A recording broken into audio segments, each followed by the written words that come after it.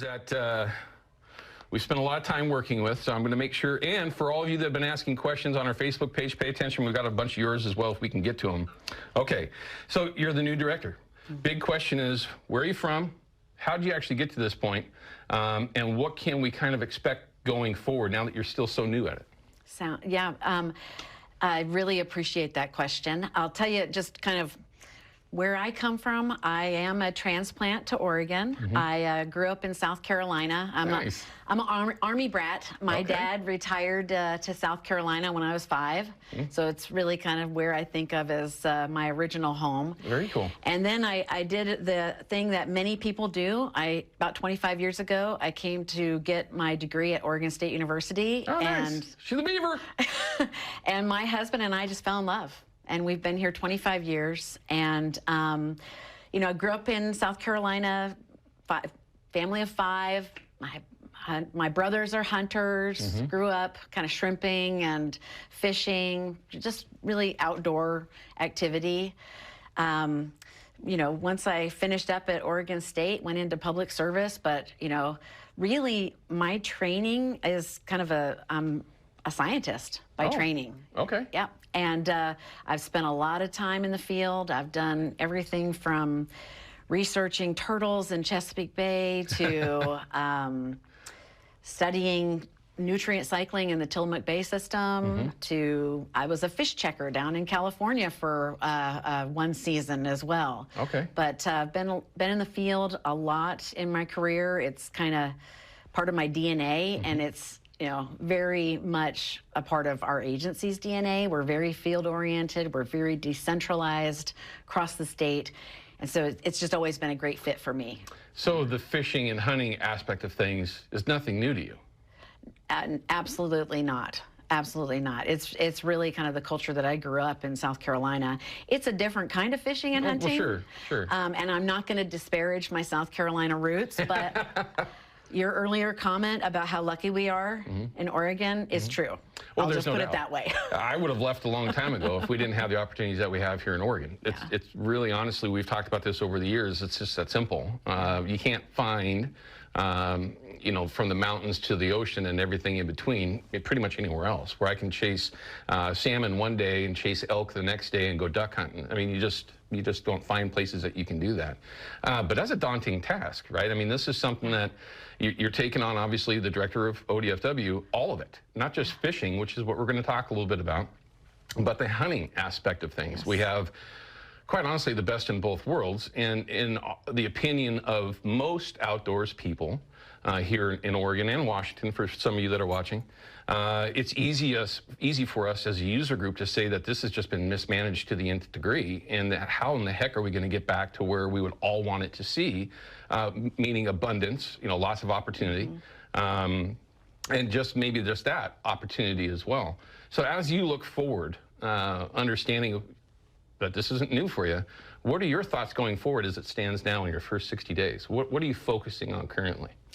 Well, you know, I generally try to be a very optimistic person, but I will tell you, kind of going into this job, we've got some pretty significant challenges in our state in terms of fish and wildlife and habitat.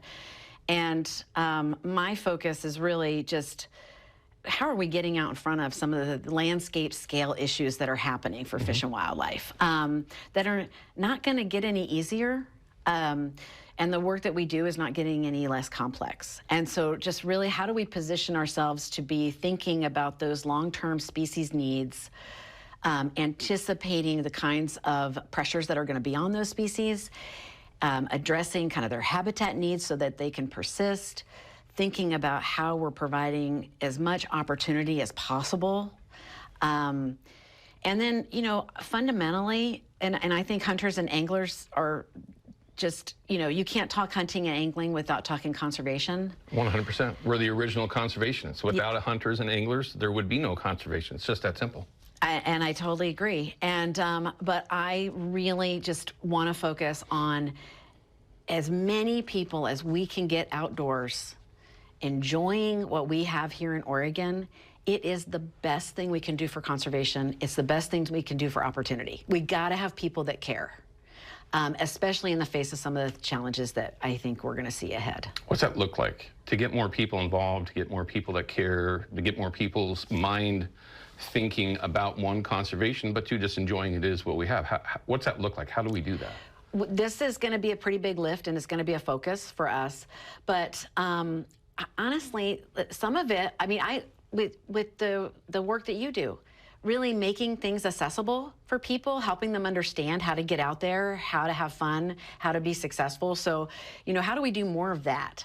Because you mentioned in the lead-in about needing a law degree for the regs. Yeah. We recognize that's a challenge. And so I just like, what can we be doing to break down those barriers, to get people out there, make it less intimidating, and just have it be fun? I would say that, again, I mean, just to be 100% honest here, I've criticized ODFW for a lot of years. Okay? I mean, let's just all be honest here. There's no sense in trying to hide that. Your website's phenomenal. I utilize that website for a number of different sources, but looking at that particular website, there's a number of sources for people that are new, right? That you mentioned it's intimidating to a degree, sure, but there's sources there that maybe people aren't aware of. Can you expand on that, and how can they use that source to, you know, be more involved? Webinars and other things that you're changing. How can we utilize those? And, you know, there are things that we're doing. Like you said, we've got a lot of how-tos. We've got a lot of, like, you know, 50 opportunities in 50 miles of different areas of the state. I'll admit, I just took my first crack at razor clamming. Awesome. And it is so much fun. Yeah. And we have YouTube videos that will show you how to do it and how to be successful. And you talk about a place that is just phenomenal in Oregon, and how many families are out there. It's 100%. Just wonderful. So, you know, just trying to get that kind of information out and really just doubling down on that work. How'd you like clamming? It was awesome. I did great. Did you do good? Did you get your limit? Did you keep it in a separate bag? No, I got my limit, and it was awesome and tasty. Aren't they really? I mean, I'm not a huge clammer. I've talked about this over the years. I mean, they're fun to go after. My daughter loves it. Yeah. I'm good for one or two, but people go crazy for it. It's another species that's hard to manage, too. I mean, it's just it's not as simple as just go out there and go dig them up. Yeah, but I will say that's just such a winner for families, and it's just like, you go out there and you just can't help feeling good looking at everybody out there having a great time. There's no doubt, especially when you get out there in the morning, there's lights everywhere and everybody's trying to do the same thing. Yes. Okay, more questions. This is one from our Facebook page. What hunting and fishing experience do you have? We covered this a little bit, but in Oregon, do you carry a fishing and hunting tag here in Oregon yourself? I have my hunting and fishing license. I'll be honest, I'm more of a fisher. That's I'm fine, an angler. I'm not a hunter, you know. Brothers were? Brothers, oh yeah, absolutely. Yeah. But, you know, I'm always game for learning. So, you know, it just hasn't been a focus for me, but I'm definitely always interested, and there's a lot of folks that are listening right now that I'm sure I could learn a few tips from. Oh, absolutely. So. And I guarantee you, based on the amount of questions, they'd love to help educate you. Okay, yes. It's just that simple.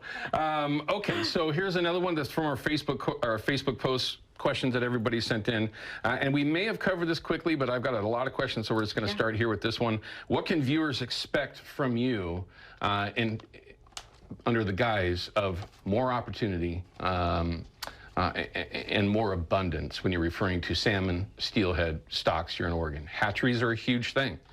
And another question we're going to get to a little bit is about a percentage of fish that are harvested by outdoors people when you're referring to salmon and steelhead. What are your thoughts going forward when you're thinking about hatcheries, hatchery production, keeping them open, and maybe even opening additional hatcheries?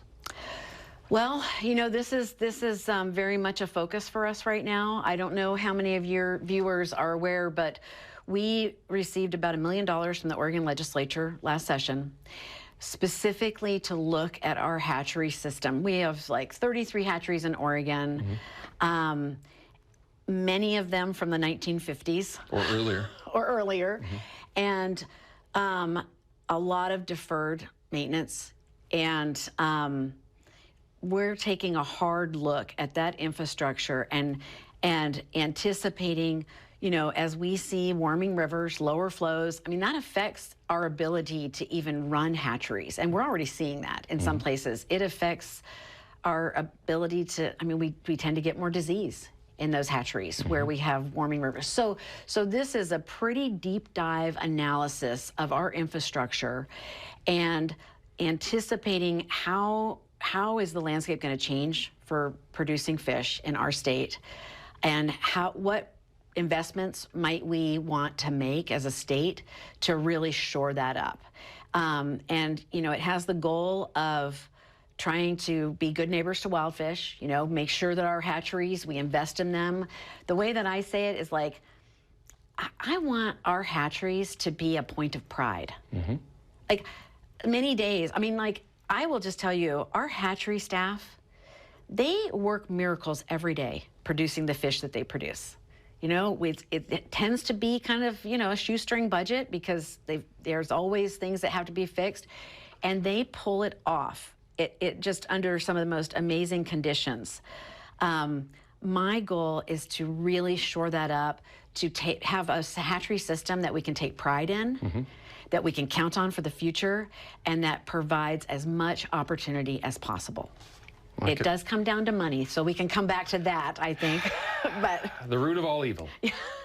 We've talked about this forever, but I love the honesty, because it really is. It falls down to dough.